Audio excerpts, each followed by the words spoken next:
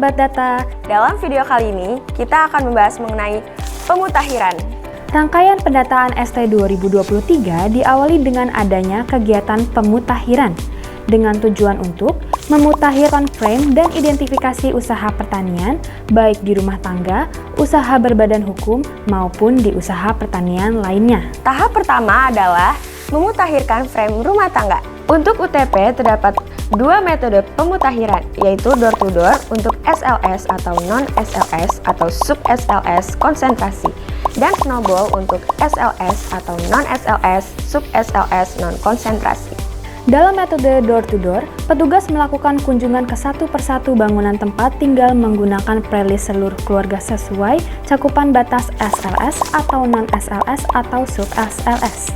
Sedangkan dalam metode snowball, petugas melakukan kunjungan ke narasumber dan seluruh keluarga yang ada di prelis menggunakan prelis keluarga pertanian atau daftar narasumber tambahan.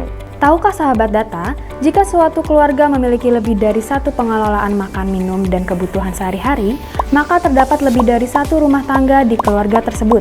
Hal ini dapat terjadi ketika dalam satu kartu keluarga terdapat anggota keluarga yang telah menikah atau berkeluarga, dan kepengurusan makan, minum terpisah dari orang tuanya. Jika jumlah pengelolaan makan atau minum dan kebutuhan dalam keluarga berisi kode 0, maka nomor urut rumah tangga diisi dengan nomor urut rumah tangga pada keluarga yang menjadi penanggung jawab pengelolaan kebutuhannya. Identifikasi KK atau KRT diisi dengan 1. Nama KRT diisi dengan nama kepala rumah tangga yang menjadi penanggung jawab dan kolom selanjutnya dikosongkan.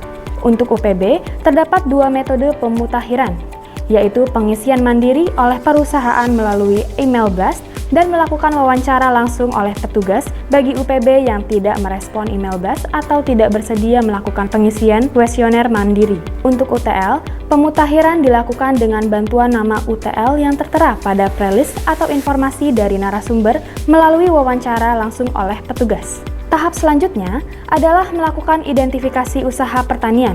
Rumah tangga usaha pertanian atau yang disingkat RTUP adalah rumah tangga yang memelihara atau menguasai atau melakukan kegiatan pertanian dengan tujuan sebagian atau seluruh hasilnya untuk dijual atau ditukar. Berikutnya, yuk kita identifikasi subsektor yang diusahakan oleh usaha pertanian.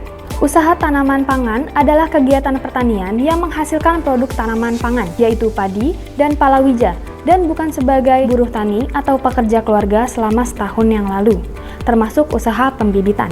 Tanaman pangan khususnya adalah termasuk yang seluruh dikonsumsi sendiri. Usaha tanaman hortikultura adalah kegiatan hortikultura yang menghasilkan produk tanaman sayuran, buah-buahan, tanaman hias, dan tanaman obat dengan tujuan sebagian atau seluruh hasilnya dijual atau ditukar atas resiko usaha termasuk usaha pembibitan.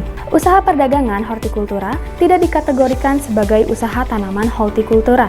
Usaha tanaman perkebunan adalah kegiatan perkebunan yang menghasilkan produk tanaman perkebunan dengan tujuan sebagian hasil atau seluruh hasilnya dijual atau ditukar atas risiko usaha termasuk juga usaha pembibitan. Usaha peternakan adalah kegiatan pemeliharaan ternak meliputi penggemukan, pembibitan, pengembangbiakan, pemacakan yang menghasilkan produk peternakan dengan tujuan sebagian atau seluruh hasilnya dijual atau ditukar atas risiko usaha. Usaha kehutanan adalah kegiatan usaha berupa budidaya dan pembibitan tanaman kehutanan, penangkaran satwa atau tumbuhan liar, pemungutan hasil hutan, dan penangkapan satwa liar. Usaha perikanan adalah kegiatan usaha yang dapat berupa usaha budidaya ikan ataupun penangkapan ikan. Usaha jasa pertanian adalah kegiatan usaha atas dasar balas jasa atau kontrak atau secara borongan seperti melayani usaha di bidang pertanian.